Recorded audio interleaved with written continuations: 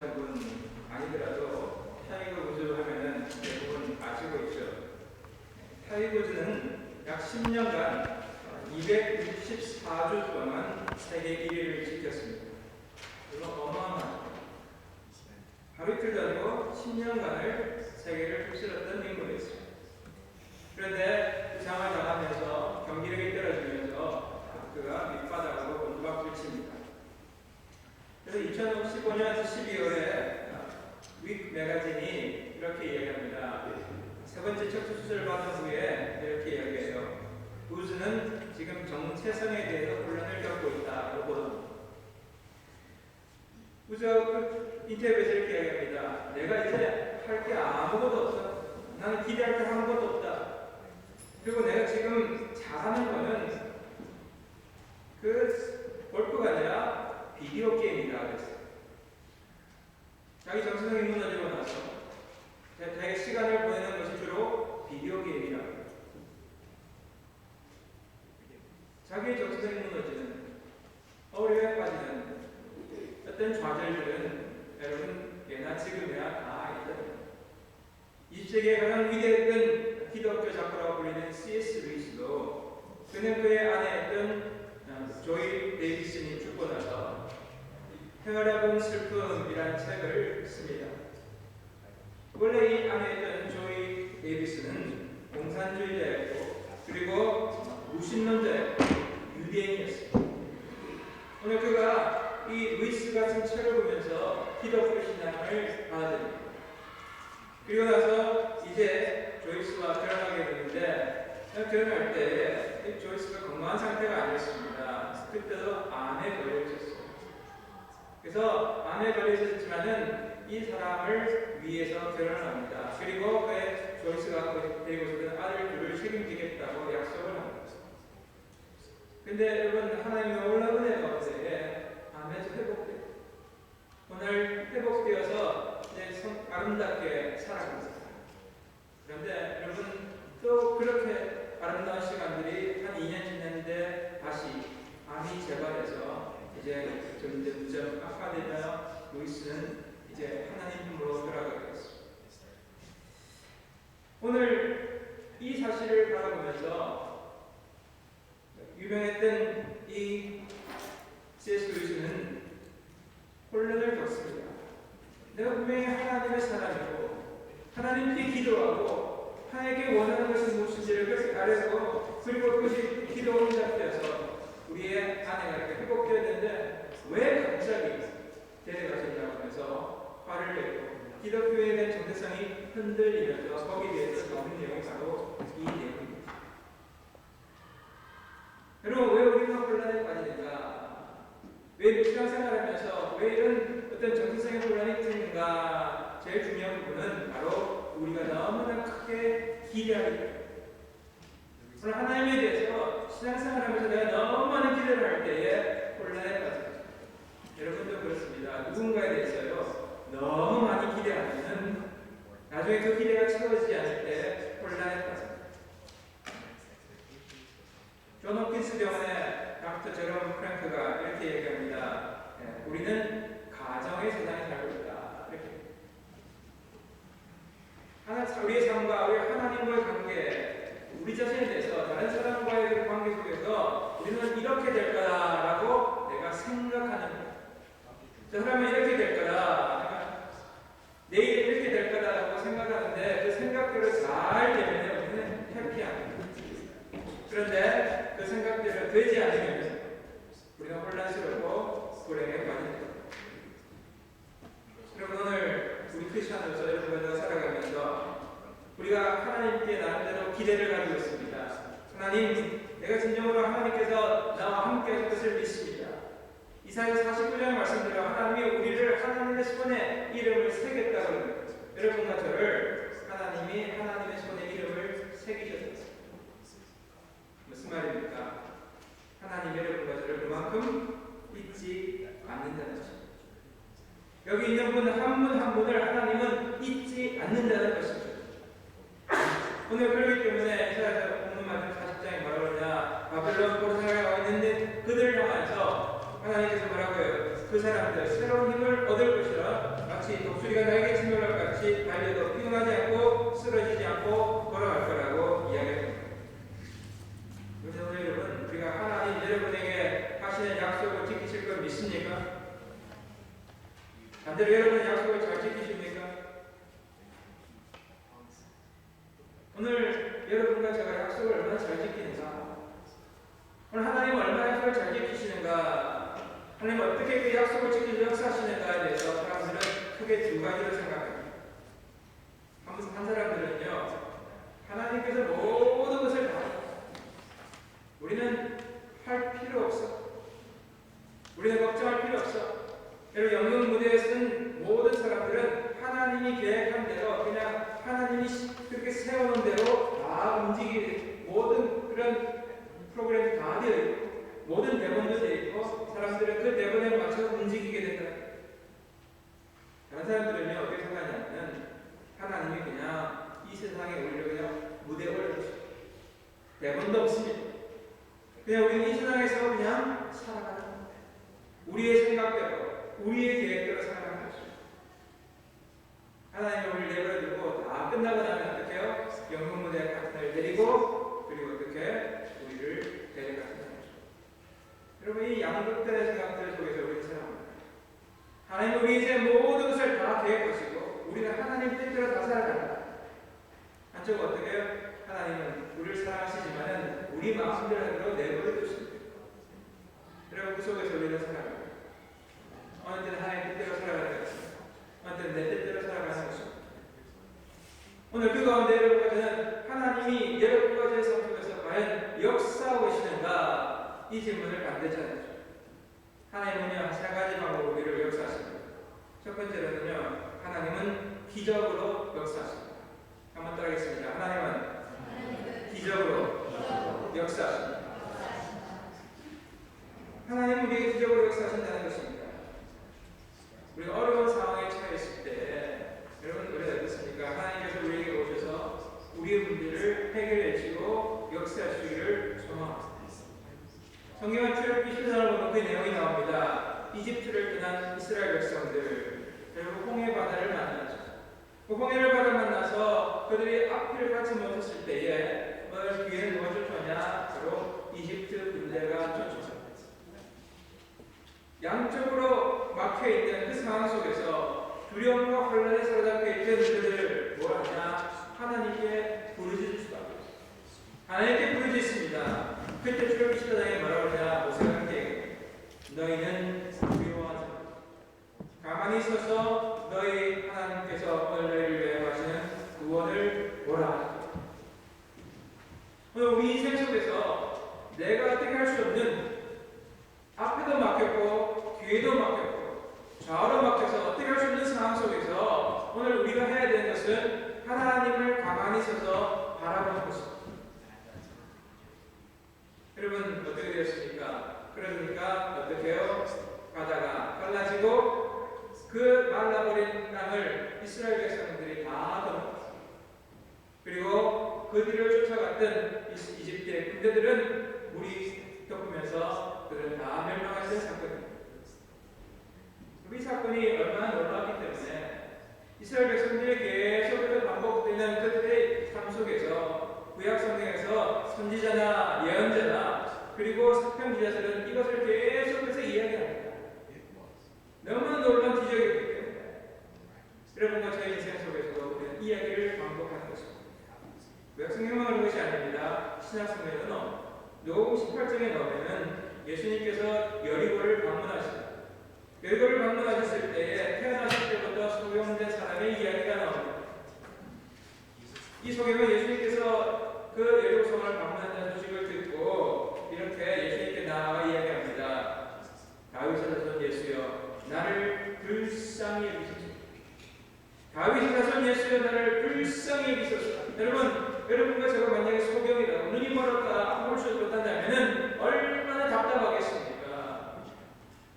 여러분 인생에서 소경이 아닐지라도 여러분 어떤 면에서 해결하지 못하는 답답한 문제가 있을 때 오늘 우리는 부르짖습니다.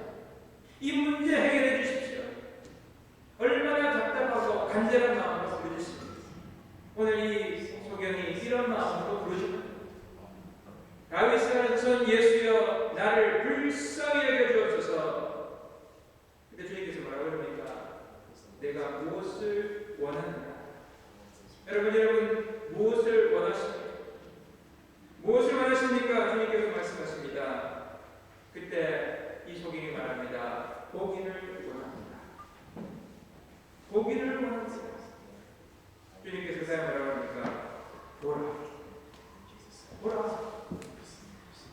그리고 이야기합니다. 내 믿음이 너를 구원하였다. 여러분 무슨 이야기입니까? 우리가 주님을 믿는 그 믿음, 비록 작은 믿음일지라도 그 믿음을 보시고 주님은 어떻게 해요? 너의 문제를 해결해 주겠다고 기적적으로 말씀하는 것입니다.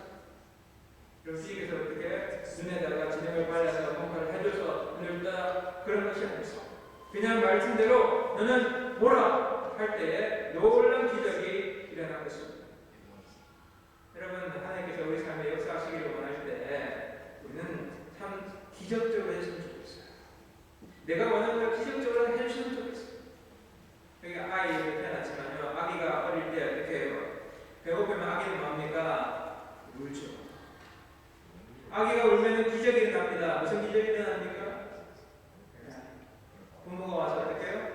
젖병을 물려줘요. 아무것도 없는데 갑자기 어떻게 해요? 울기만 했는데 기적이 생깁니다. 또 어떻습니까? 애가 엉덩이가 축축해지면 또 뭐합니까? 웁니다.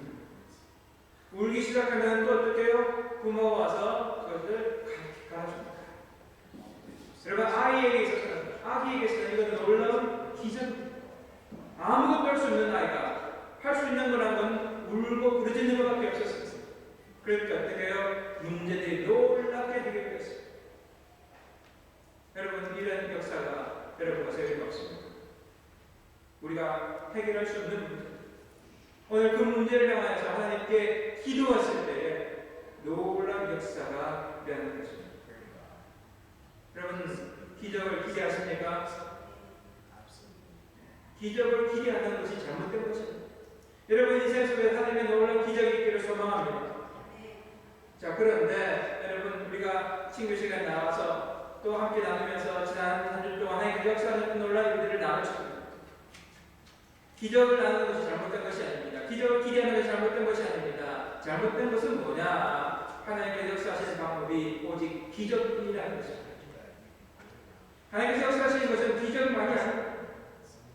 고통스러운 삶을 지날 때에 여러분 만약 기적이 없다면 여러분 하나님의 응답, 하나님의 약속을, 하나님의 함께 하심을 믿지 못하게 되는 것입니다. 두 번째로 하나님은요 사람들과 함께 하나님의 약속을 이루었습니다. 한번 따라하겠습니다. 하나님은 사람들과 함께 약속을 이루었습니다. 여러분 하나님은 우리에게 찾아주셔서 우리에게 능력을 주시고 우리와 함께 문제들을 해결하실 때도 있다는 것입니다. 성경의 출애굽기 3장을 보면은 이 모세가 이집트에서 왕자로 살았습니다.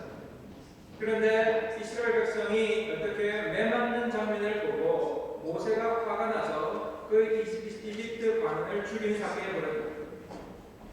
요즘 청소년들 그렇지만은 어떻게 해요?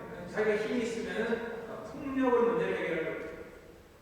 자 그래서 어떻게 해요? 그거 할 때는 이집트 사람을 내가 대신 죽여줬으니까 이스라엘 사람들이 나와 함께 힘을 합쳐가지고 어떻게 이집트에서 그 뒤집고 노예로서 탈출하기를 원했던 것입니다. 그런데 어떻게 되었습니까? 우리가 생각하다시피 그 결과는 반대였습니다. 오히려 이스라엘 사람들이 모세를 몰아내었습니다. 배신한 거죠. 그 결과는 모세가 미디안 광야로 도망간 것입니다. 광야로 도망가서 모세는 광야에서 양떼를 치며 살았습니다. 한번 비교해 보실 거예요. 왕자로서 화려한 인생을 살다가 지금 모든 것이 무너지고 배신당해서 저 광야에서 양치기로 살고 있습니다. 나의 화려했던 시간, 나의 화려했던 시절, 여러분 그 시절이 지금 어떻게 해요? 다 무너져 있습니다. 저 양떼를 치면서 남 모르게 눈물 흘리는 시간이 있습니다. 나를 배신했던 그 사람들 왜 나를 배신했을까? 배신감에 아마 치를 끓는지 모릅니다.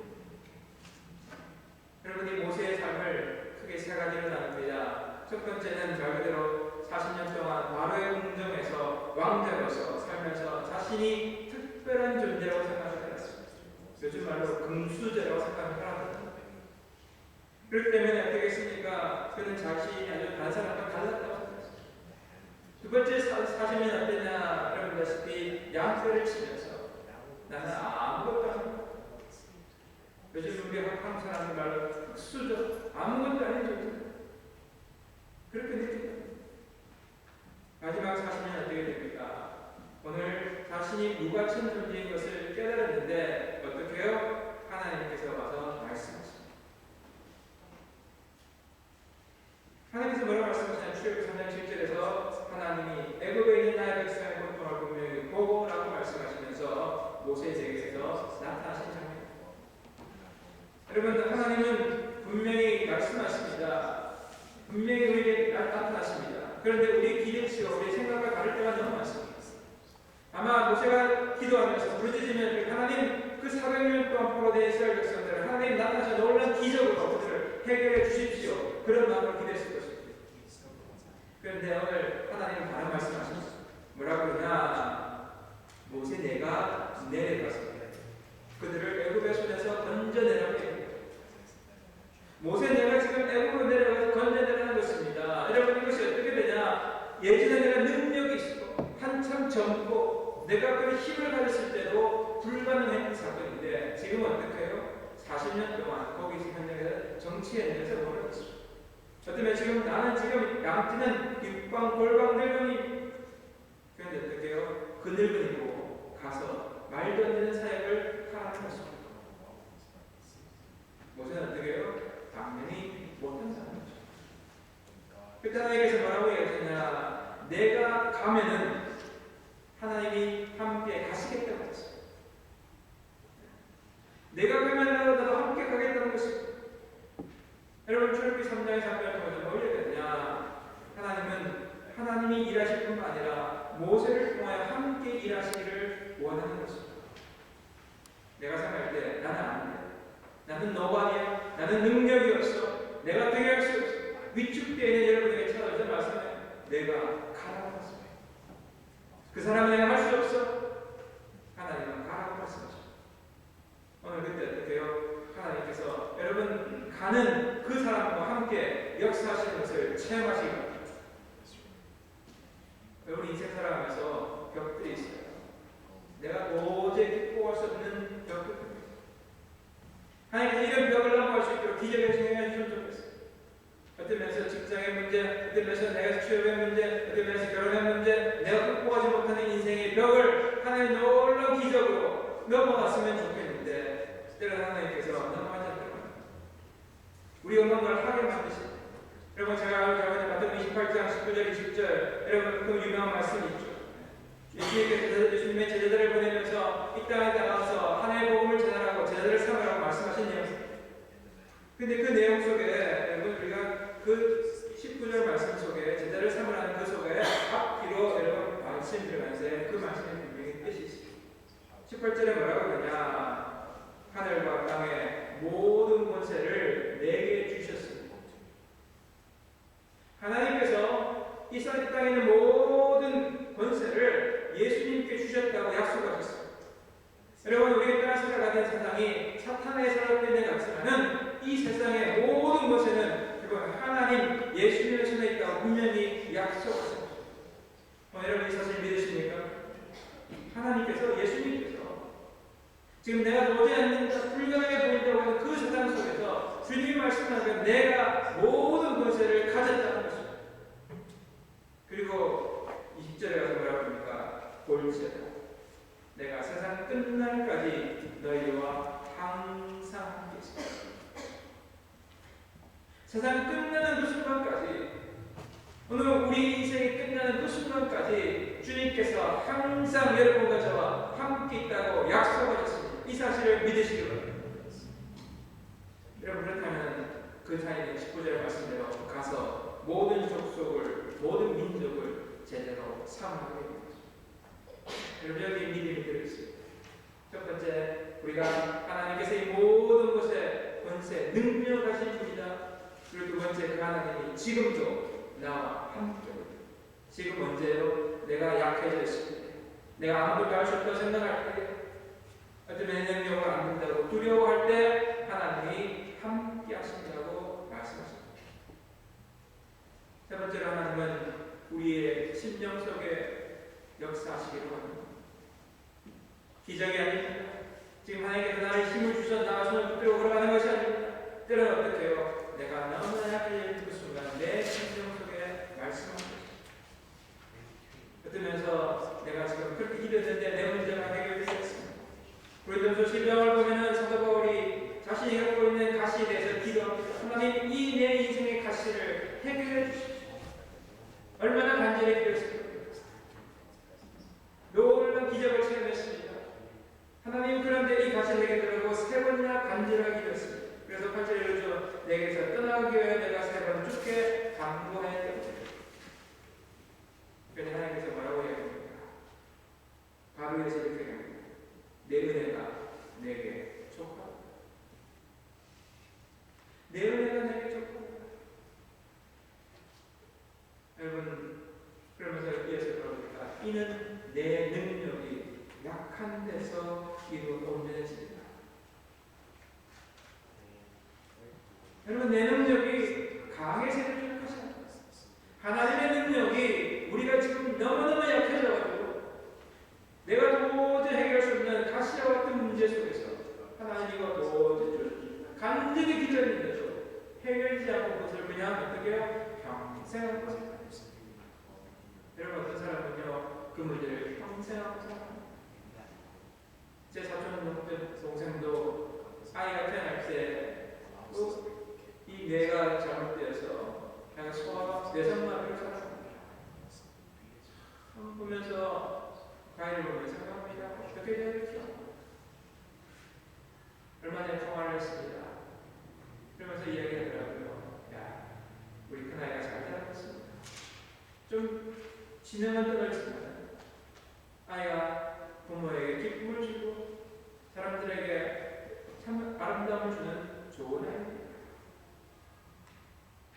그 아이 사진을 봤어요. 둘째는 멀쩡합니다.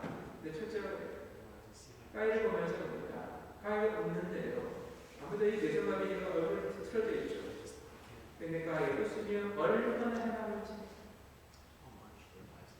그 아이를 키워가면서 이 부모가 얼마나 어렸을까.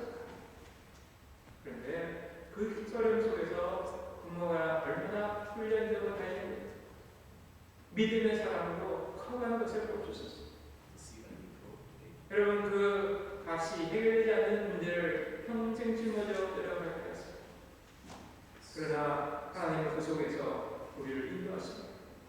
그 속에서 하나님의 능력을, 그를 변화시켜 나가는 하나님의 놀라운 능력을 우리는 볼 수가 있게 되는 것입니다. 이사야 43장 30절 1절은 이렇게 얘기하죠. 우리 마지막으로 한번 읽겠습니다. 이사야 43장 31절 시작.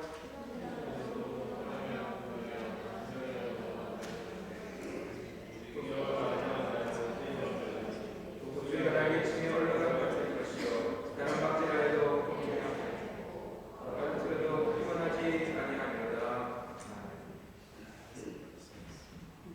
여러분, 이 말씀 우리는 잘 알고 있습니다. 많이 들었습니다. 여호와를 앙망하는 자, 다른 말로 여호와를 어떻게 바라보는 자, 여호와에게 소원을 구하는 사람은 독수리가 날개를 치며 올라가는 것 같다. 그럼 제 집 뒤에 보니까요, 그 조그만 가 하나님과 함께 걸어가면 하나님과 함께 걸어갈 때에 여기 보니까요, 부모는 피곤하지 않는다라고 이야기합니다. 그런데 이게 무슨 뜻이냐? 이 말은 바로 영어 성경 보니까 faint, 즉 어떻게 해요? 현기증이 나서 쓰러지지 않는다는 거죠. 여러분, 매일매일 우리는 살아갑니다. 우리는 삶 속에서 때로는 하나님의 놀라운 기적을 보고 있습니다. 나도 모르게 내가 알 수 있는 놀라운 힘으로 내가 날아갈 때가 있습니다. 그런데 계속해서 이루어질 것입니다. 이 사실을 믿으며, 이 사실을 바라며 여호와를 계속해서 방황하는, 기도하는, 소망하는 여러분 되시기를 축원합니다.